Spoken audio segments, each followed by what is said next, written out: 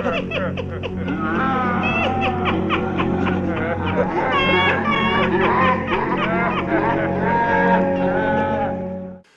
are talking Thor, the Conqueror, as the rest is known in his native Italian tongue, Thor, something like that. And this is a 1983 movie directed by Tonino Ricci, and this one stars Bruno Mattini, although he does go under the name Conrad Nichols in this movie. It also stars Maria Romano.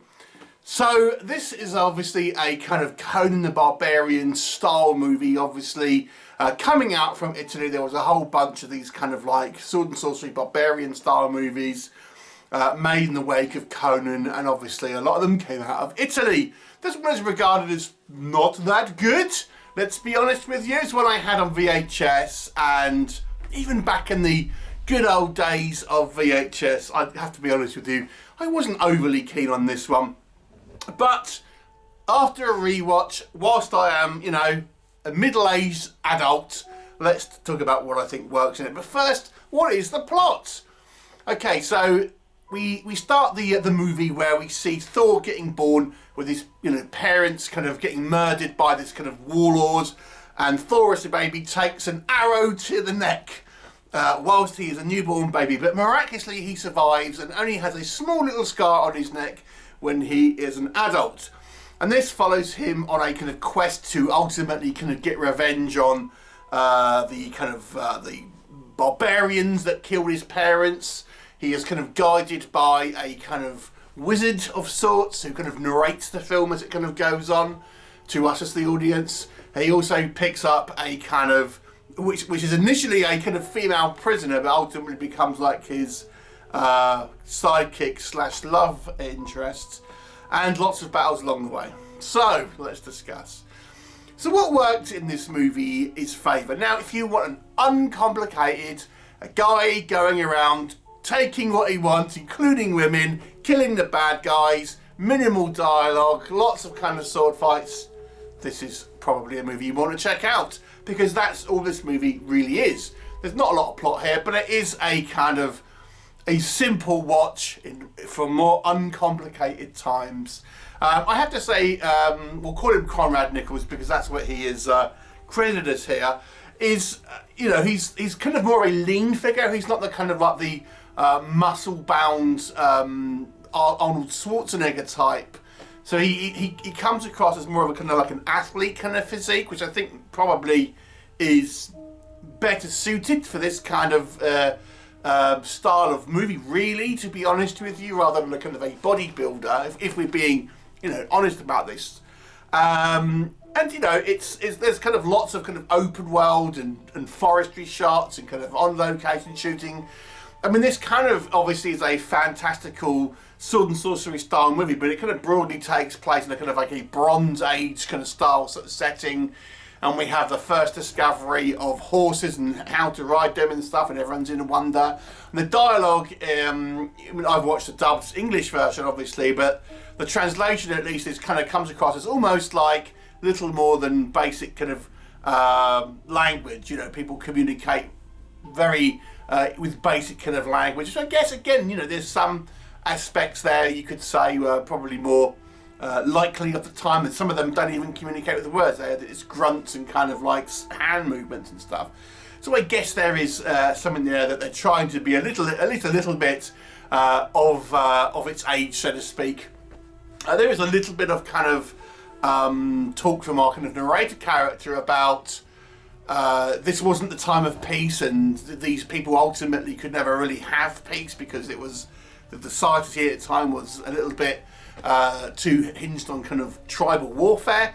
I don't think it's trying to be particularly deep or anything, but there is just a little bit of kind of commentary about how peace just wasn't available effectively at this kind of time. Our female lead is this kind of slave girl. I think she's you know, very attractive and makes for a stunning kind of female kind of Amazon style warrior, albeit, you know, back in these days it's all a little bit rapey, if we're being completely honest.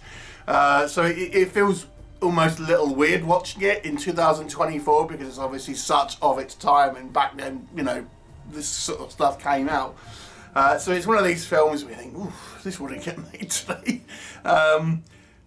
So, you know, it's a fun throwback kind of silly movie that is very simple, but, you know, it's somewhat kind of like, you can relish in its basicness, if that makes sense. And just for an uncomplicated sort of adventure movie, I suppose it's somewhat enjoyable. And I think Conrad Nichols does a reasonable job here of making a quite brutal, you know, protagonist rather.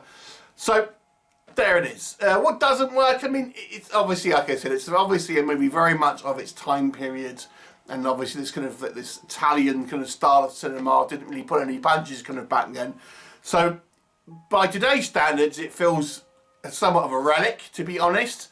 So that might not be, it might not be a kind of a film to watch for people with more a sensitive disposition, I have to say. Not that it's excessively gory or anything, but there are just some things that happen, let me just say that. It's an extraordinarily simple plot, and you can barely even call it a plot. It's this guy going on, you know, a path, and he comes across a bunch of like different people on the way, and either befriends them or kills them, and that's kind of it. So there really isn't much kind of going on.